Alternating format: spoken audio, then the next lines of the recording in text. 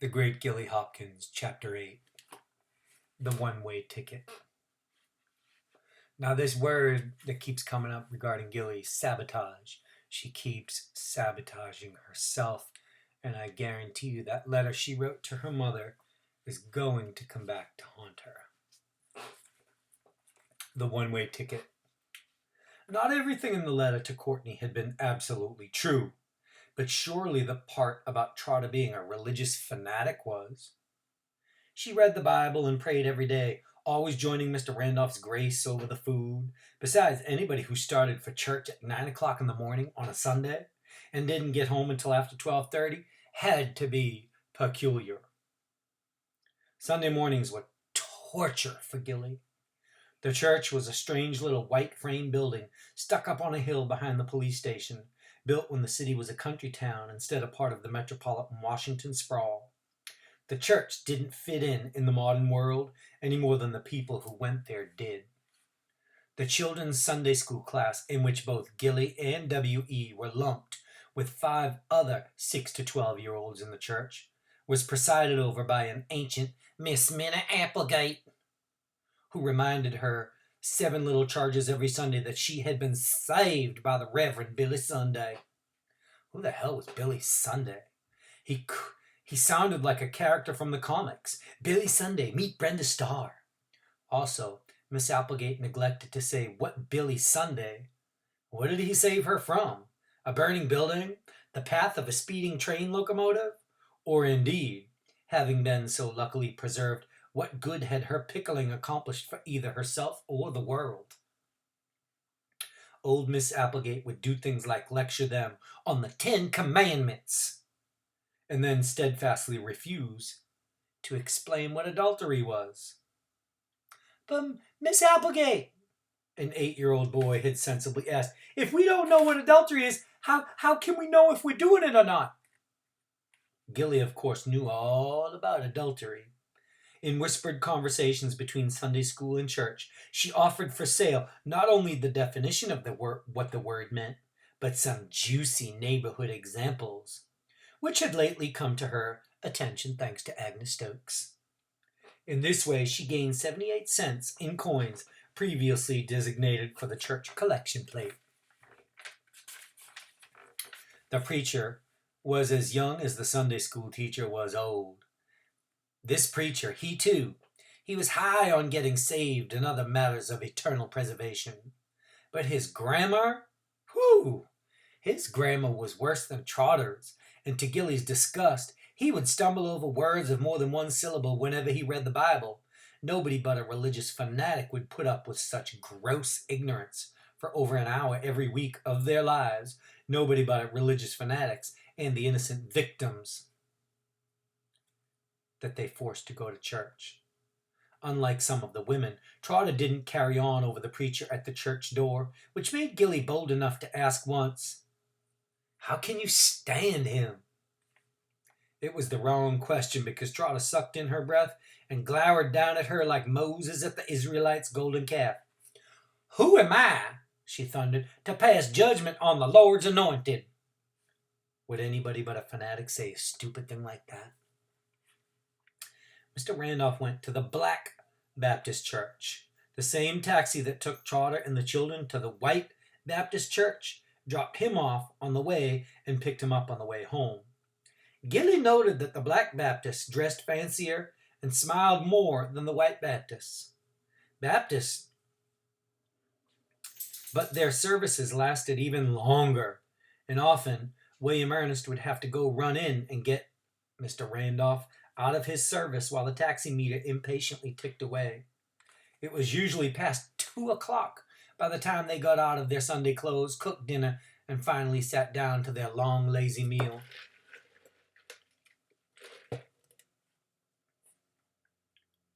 The Sunday after the futile means no results. The Sunday after the futile dusting, Mr. Randolph surprised everyone by refusing seconds. "Oh, you know how it pains me, Miss Trotter, to say no to your exquisite chicken, but my son, he's coming over about 3 o'clock. At the word son, Something clanked inside Gilly's chest. Suppose that son noticed that something was funny in Mr. Randolph's living room. The chair was on the opposite side. The books were rearranged. Suppose he knew where that money should have been.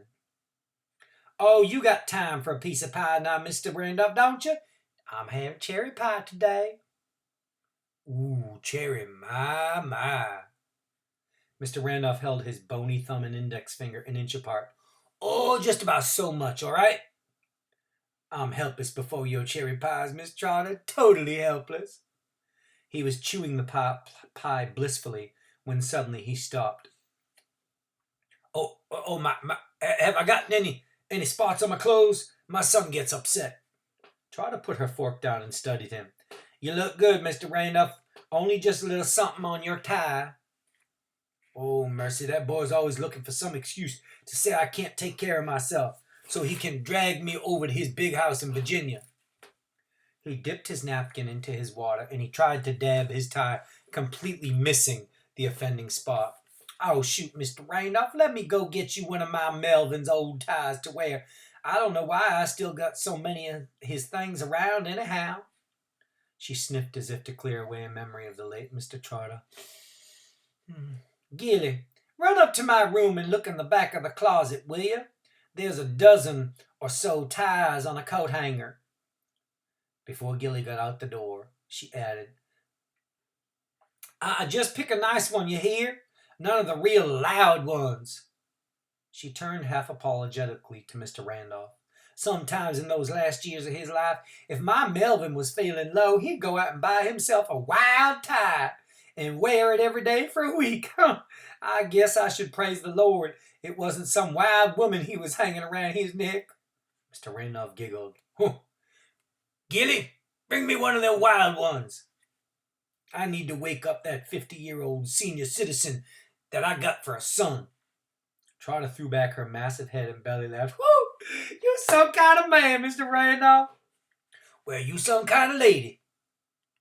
Gilly fled up the stairs. The scenes between Trotter and Mr. Randolph made her insides curl.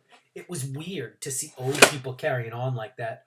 Old people who weren't even the same color. But it was not that silly little flirtation that was bothering her. Nope, it was a vision of Mr. Randolph's prissy 50-year-old son poking around his father's living room. So when she saw Trotter's purse, with its no-good fastener lying wide open on the bed, inviting her, practically demanding for her to look inside, she did. Good God. Trotter must have just cashed her check from the welfare, county welfare, and Gilly did a quick count. There was at least $100 in that purse. Another 100 would get her all the way to California, all the way to Courtney Rutherford Hopkins, all the way home. She grabbed the money, stuffed it in her pocket, went to the closet, and found the hanger full of Melvin's madness of ties. She chose the gaudiest. Gaudy means loud and obnoxious. She chose the gaudiest one there. It had 4-inch-high ballet dancers in purple tutus with their pink legs pirouetting on a greenish 4 in hand. She tiptoed to her own room, slipped the fat wad of dollar bills in her drawer under her T-shirts, and she tiptoed back to Trotter's door. And once there, she slammed her feet down and noisily descended the stairs. "Oh, my sweet baby, what have you done?" Gilly's blood went cold. How did Trotter know? That tie's the worst crime Melvin ever committed. Rest his precious soul." Gilly was relieved. "Oh, good. Mr. Randolph was standing up, rubbing his wrinkled hands together in excitement. Tell me about that tie." "Well, you better not take this one, Mr. Randolph. It's got all these fat women jumping around on it." "Oh, really?" The little brown face beamed. "Are they decent?" "Well, they ain't naked, but they may as well be with these little purple flim-flams on." "They're tutus," prompted Gilly, gratefully recovering recovering from her earlier shock. What? They're tutus, Trotter. They're wearing tutus. Trotter whirred. Ain't that perfect? Tutus. Yeah, too skimpy for words. Mr. Randolph was already taking off his spotted black tie to make room for Melvin's dancing lady's tie. You sure now, Mr. Randolph? I don't want your son thinking I'm some kind of wicked influence on his good Baptist father. Gilly began to wonder if poor Mr. Randolph was going to choke on his own giggles. He don't never need to know where this tie came from. I give you my solemn word, Miss Charter. This from a man hysterical with laughter. Jeez. Trotter knotted the tie for him with the kind of assured expertise born of knotting one man's tie for more than a quarter of a century. She stepped back to appraise the effect. Well, what you think, Gilly, honey? Does that tie do something for Mr. Randolph? It's okay. Okay, well, we gotta do better than that. How about you, William Ernest, honey? How you like Mr. Randolph's new tie? It's beautiful, the boy whispered reverently. See, well, Trotter was immediately sober. William Ernest approves. Good, said Mr. Randolph, his dignity also once again intact. Would you walk back with me to my house, son? The boy slid out of his chair and took the old man's hand. We'll see you tomorrow, you hear, Mr. Randolph? Thank you, yes, thank you. And you too, Miss Gilly. I'll see you tomorrow. Yeah, okay, said Gilly, though by this time tomorrow she would be figured to be in Missouri at the very least. She dried the dishes as Trotter washed them, and she put them down the drain. Her mind was aboard the Greyhound bus, skimming across something that looked like a three-dimensional version of the topographical map in her geography book. Trotter beside her was chuckling again over Mr. Randolph's sporting Melvin's dancing ladies. You see, Mr. Randolph's his son is a big lawyer. His son's a big lawyer over in Virginia. I give a pretty penny to see his face when he gets a load of that tie. Mercy on us, would I ever. After they finished cleaning up in the kitchen, Trotter went into the living room and stretched out on the couch. Her one trip upstairs on Sundays was to change out of her good dress so she'd be on the couch for the rest of the day, napping or laboriously reading the Sunday paper. W.E., back from next door, turned on the TV and lay down on the rug to watch an old movie. Now was the time. Gilly started for the stairs. You want to join us, Gilly, honey? There's a football game on Channel 9, unless W.E. cares about this movie. W.E. got up, obediently ready to switch channels. Nah, said Gilly. Not right now. I got things to do. Okay, honey. If she was going to go, she was going to have to leave now. By tonight, Trotter would go upstairs and find the money from her purse gone, and nothing was sure about what might happen with Mr. Randolph's lawyer's son next door. She packed quickly, although her hands were shaking. The first thing was to gather all the money together and put it into her pocket. It made a lump as big as an orange. Too bad she'd thrown away that silly shoulder bag that Mrs. Nevins had bought her last Christmas. Her jacket. First thing next week, we gonna have to buy you a good warm coat. That's what Trotter had said. She had been waiting for the support check from welfare. Her jacket was hanging by the front door downstairs, past the open living room door. Trotter was probably asleep, and if Gilly was very quiet, maybe W.E. wouldn't hear her. She crept down the stairs, keeping her suitcase under her right arm to conceal it as best she could with her body. Crossing the short, bright strip before the door, she glanced in. Neither of the heads had turned. She was safely to the front door, and she took her jacket off the hook and poked it above the suitcase so that she had a free hand for the job. A free hand for the knob. Where are you going? She jumped around at W.E.'s whisper. In the dark hallway, his glasses flashed. I'm just going out, she whispered back. Oh, God, make him shut up. He didn't shut up, and he stood there silently, looking first at her, then at the suitcase, then at her. Don't go. His little face squeezed up at her like his tiny voice. I got to, she said through her teeth, opening the door, pulling it shut behind her, shifting the suitcase and jacket to either hand, and running down the hill, the pulse in her forehead pounding as hard as her sneakered feet pounded the sidewalk. Once around the corner, she slowed down. Someone might notice her if they saw her running. No bus came by. There was hardly any on Sundays. She had settled herself at once to walk the mile or so to the bus station, stopping to put on her thin jacket against the November wind.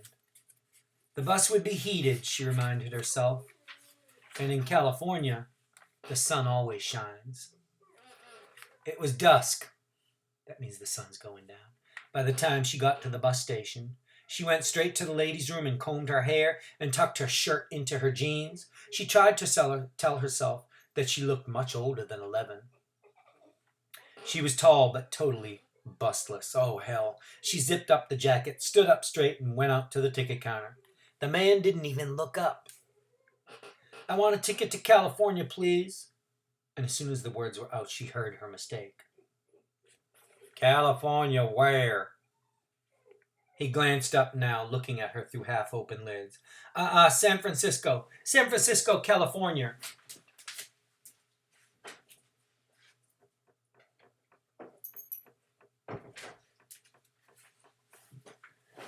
You want one way or round trip? What happened to Lady Cool?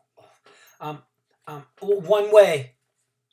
He punched some buttons and a ticket magically emerged. $136.60, including tax, please. She had it. She had enough. With trembling hands, she took the water bills from her pocket and she began to count it out. The man watched lazily. Your mother know where you are, kid? Come on, Gilly, you can't fall apart now. She pulled herself straight and directed into his sleepy eyes the look she usually reserved for teachers and principals. I'm going to see my mother. She lives in San Francisco. Okay, he said, taking her money and recounting it before he handed her the ticket. Bus leaves at 8:30. 8:30? Yeah, you want to check your bag? It's only 4:30 now. That's right. That's 4 hours from now. Oh, you right again. But I want to leave as soon as I can. Look, kid, you come in here and you ask me for a ticket. I gave you one on the next bus. He sighed. Okay, he said and consulted his book. You can take the 5 o'clock bus into Washington, and then you catch the 6:22 bus out of there. He stuck out his hand. I'll have to fix you another ticket. She gave it back. It's going to take me a while, he said. I got to check the routing. He nodded to the seats across the waiting room. Just sit down over there. I'll call you. She hesitated. Then reluctantly she obeyed. She didn't like the idea of leaving both the money and the ticket there, but she was afraid he was going to ask more questions if she protested. He was a long time at it. He was on the phone for a little while, talking in a muffled voice. Then he was poring through his books, and once he got up and went back into the baggage room, and he stayed away for several minutes. It was almost 4:45. If he didn't hurry up, she was going to miss the 5 o'clock bus. She got up and got a drink from the water cooler. The water was warm, and somebody had dropped a piece of gum in the drain. She went back to the red plastic seat, still thirsty. The clock said 4:48 when the clerk came back and sat down, without even looking her way. My ticket? But just then a man and a woman came in, and the clerk got busy with them. It wasn't fair. She had been They're waiting since 4:30. Gilly stood up and started for the counter. She didn't even see the policeman until she felt his hand on her arm. Gilly snatched her arm back, and she looked to see who had touched her. "Where you headed, little girl?" He spoke quietly as though not to disturb anyone. "Going to see my mother," said Gilly tightly. "Oh, God, please make him go away." "Going to San Francisco all by yourself?" She knew then the clerk had called him. Damn. "Yes." "I see," he said with a quick look at the clerk, who was now staring at them with both eyes well open. "I haven't done anything wrong." Nobody's charging you with anything." The policeman pulled his cap straight and said in a very careful, very patient voice, "Who you been staying with here in the area?" She didn't have to answer him. It was none of his business. "Look, young lady, somebody's going to be worried about you." Like hell they would be. He cleared his throat. "What about giving me your phone number so I can just check things out?" She glared at him. He coughed and cleared his throat again and looked up at the clerk. She might have gotten away in that instant. Except for the money. Where could she go without the money? "I think," the policeman was saying, "I think I better take her in for a little talk." The clerk nodded. He seemed to be enjoying himself. "Here's the money she brought in." He held up a manila envelope, and the policeman took her gently by the arm and walked her to the counter. The clerk handed him the envelope. "That's my money." "I'll just bet it is, kid," the clerk said with a fake smile. If she had known what to do, she would have done it. She tried to make her brain tell her what to do, but it lay frozen in her skull like a woolly mammoth deep in a glacier. Ooh, nice simile. All the way to the station, she kept asking her brain, "What do I do? What do I do? Shall I jump out of the car at the next light and run? Should I just forget about the damn money?" But the woolly mammoth slept on, refusing to stir a limb on her behalf. And in a back room behind the police station's long counter, two policemen tried to question her. The new one, a big blonde dude, was asking the first one, "She ain't got no ID?" "Well, I'm not going to search her, and Judy's gone out to get her supper." "What about the suitcase?" "Yeah, better check through there." She wanted to yell at them to leave her stuff alone, but she couldn't break through the ice. The blonde policeman rifled carelessly through her clothes. He found Courtney's picture almost at once. "This your mother, kid?" "Put that down," she whispered. Oh, now she's talking. "She said to put a picture down, Mitchell." Okay, just trying to do my job." He put the picture down and continued to poke through the suitcase. "Bingo!" he said, picking up the postcard. He read it carefully before handing it to the other officer. "It's all right here, Ryan. Name and current address. A big surprise. She does know somebody in San Francisco." The one called Ryan read the postcard and then came and stooped down beside her chair. "This your father's address here?" he asked, pointing at the address on the card.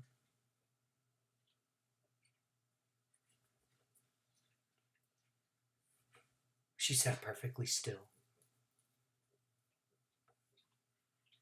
and she stared him down. Ryan shook his head, stood up, and handed the card back to Mitchell. "Hey, check out who lives at this address and give them a call, will you?" And within a half hour, a red-faced trotter holding the hand of a white-faced William Ernest puffed through the station house door. Her eyes immediately caught Gilly's. Still seated in the room on the other side of the counter, she tried to smile, but Gilly jerked away from the gaze.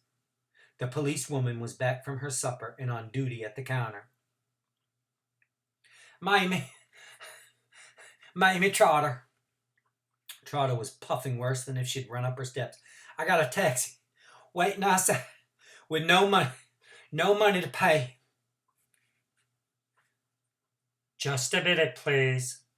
Judy, the policewoman, came in and spoke quietly to Ryan, and then Ryan got up and they both went out to the counter. The only part of the conversation that Gilly could make out was, through Trotter's breathy replies, was, foster child, yes, somewhere, San Francisco, yes, well, maybe, yep, county social services, yes, oh, her name Miss Miriam Ellis, yes, no, can someone please pay that taxi cab? It's still waiting out there. Officer Ryan gave Trotter the yellow envelope. She sighed and nodded, taking out some money which she had handed to him. He handed it to Mitchell, who handed it to the policewoman, who frowned, but went out anyway to pay the cab driver. No, Trotter was saying. Of course not. She's just a baby. They probably just asked her if she wanted to press charges.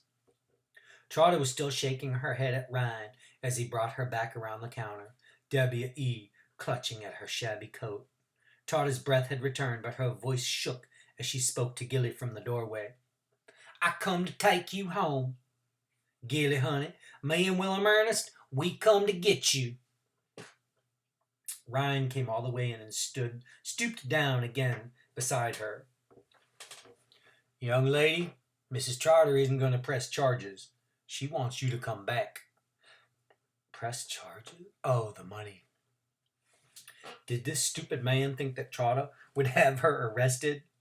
But how could she go back? Gilly the Great, who couldn't even run away the right way. She botched the job. She stared at her fingers. Her nails were grubby. She hated grubby fingernails. Gilly, honey. Young lady, don't you want to go home?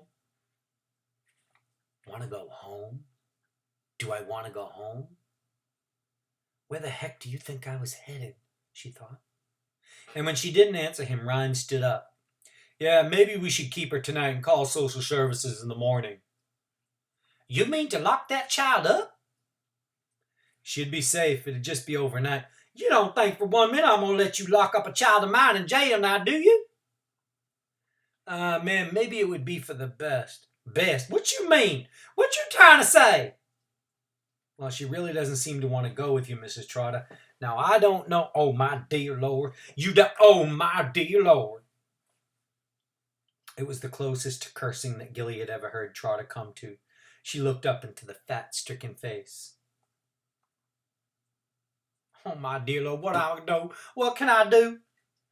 Gilly. William Ernest streaked across the room and began to beat his fists on her knees. Come home, Gilly, please. Come home, Gilly, please. The blood vessels stood out blue and strained on his white neck. The ice in her frozen brain rumbled and cracked, and she stood up, and she took his hand. Oh, thank you, precious Jesus, Trotter said. Ryan cleared his throat. You don't have to go unless you want to, young lady. You know that, don't you? Gilly nodded, and Trotter in the doorway lifted her arms, the brown purse dangling from one of them. The faulty clasps flew open as she did so. She dropped her arms embarrassed and forced the purse shut. I need another taxi, officer. I'll get Mitchell to drive you home, he said. The end. Chapter 8.